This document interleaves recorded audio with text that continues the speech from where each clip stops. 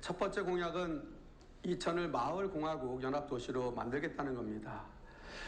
이천을 비롯해서 대한민국은 정말 노력을 많이 해서 경제적으로는 세계 10위 경제대국이 되었습니다. 그런데 부자 나라인 대한민국에 살고 있는 국민들 행복하지 못합니다. 전문가들은 이렇게 진단합니다. 마을 공동체가 해체가 되고 가족 공동체가 해체가 되었기 때문에 시민들은 마을과 가정에서 행복을 느끼고 그렇게 하는 것인데 그것이 다 해체가 되어서 행복지수가 떨어졌다 이렇게 말합니다. 해서 이천시는 마을 공동체성, 가족 공동체성을 이렇게 회복시켜서 마을공화국 연합도시로 만들겠다는 것입니다.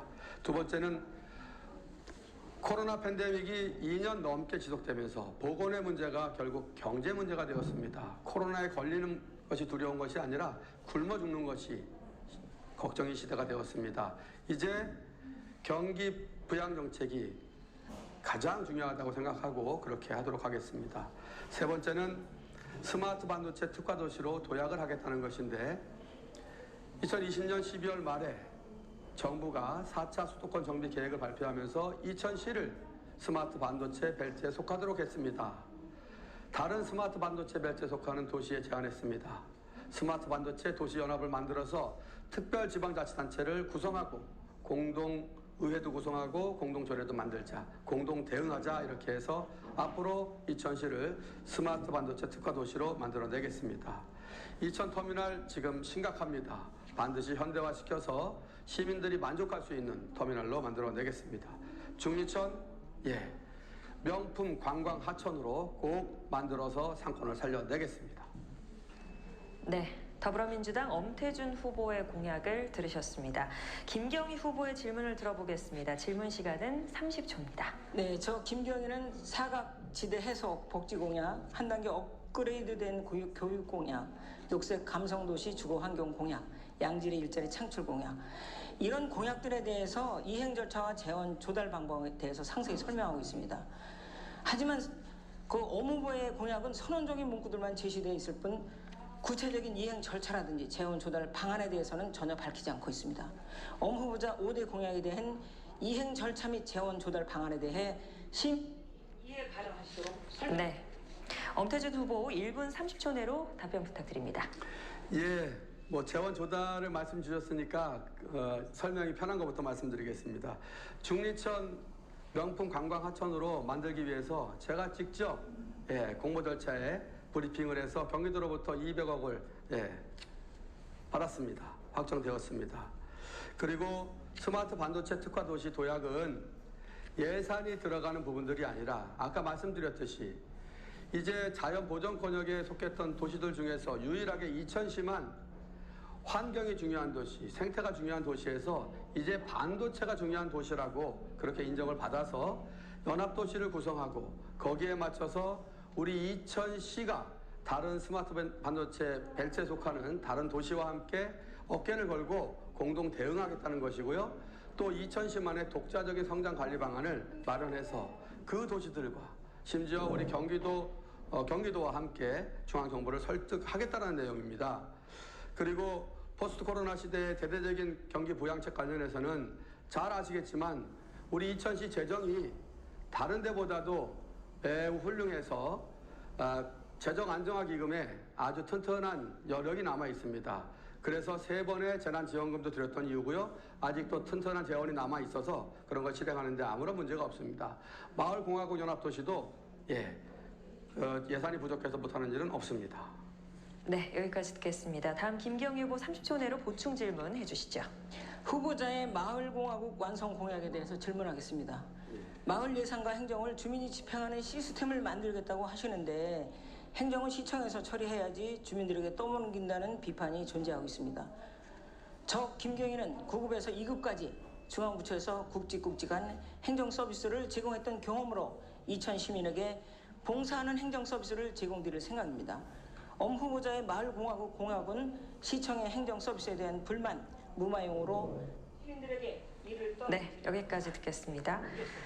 엄태준 후보 보충 답변 1분 30초 내로 해주십시오. 우리 김경희 후보님께서는 이 마을공화국 연합도시, 마을자치, 주민자치에 대해서 행정이 해야 될 일을 시민사회에, 마을에 떠넘긴다고 그렇게 표현하셨는데 그것은 잘못된 지적입니다. 2천만의 문제 아닙니다. 대한민국 국민 모두가 지금 어떻습니까? 행정 불신이 얼마나 대단합니까? 정치 불신이 얼마나 대단합니까? 행정 불신의 바닥에 이게 있습니다. 시민들이 낸 세금이 왜 우리가 원하는 방향으로, 왜 우리가 원하는 내용으로 쓰여지지 않느냐는 겁니다. 그래서 민선 7기 들어와서 우리 이천시에서는 이렇게 했습니다. 14개 읍면동별로 우선 15억 원씩 시장이 개입하지 않고 읍면동장이 이장들을 비롯해서 읍면동 단체장들과 협의해서 자율적으로 사용해서 예산을 쓸 수 있도록 했습니다. 지금 14개 읍면동에서 시민사회에서 얼마나 긍정적인 반향이 일어나는지, 주민 참여 예산을 15억 원이 아니라 50억, 100억으로 늘려달라는 겁니다. 이러한 부분들은 세금 사용하는 그러한 그 내용에 있어서도 역시 시민이 주인이라는 것이고요. 시민사회에서는 공무원들이 예산의 사용처를 다 정하지 말라는 겁니다. 그것에 부응해서 마을 자치로까지 마을에서 그 결정권을 드리겠다는 것이 마을공화국의 내용입니다.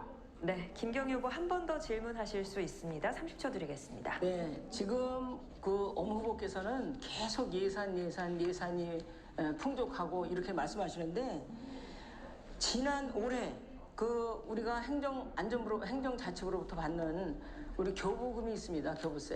교부세가 올해 이천시가 불교부 단체로 되어 있습니다.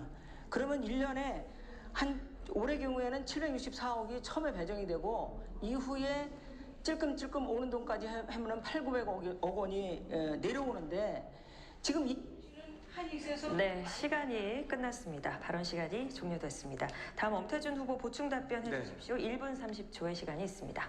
예, 중요한 질문 주셔서 감사합니다. 불교부 단체로 지정된 것이 마치 우리 저를 비롯해서 이천시 공무원들이 무능하고 나태해서 그렇게 되었다라고 그렇게 말씀하시고 싶은 겁니다. 선거 때문에 그러신 것 같습니다.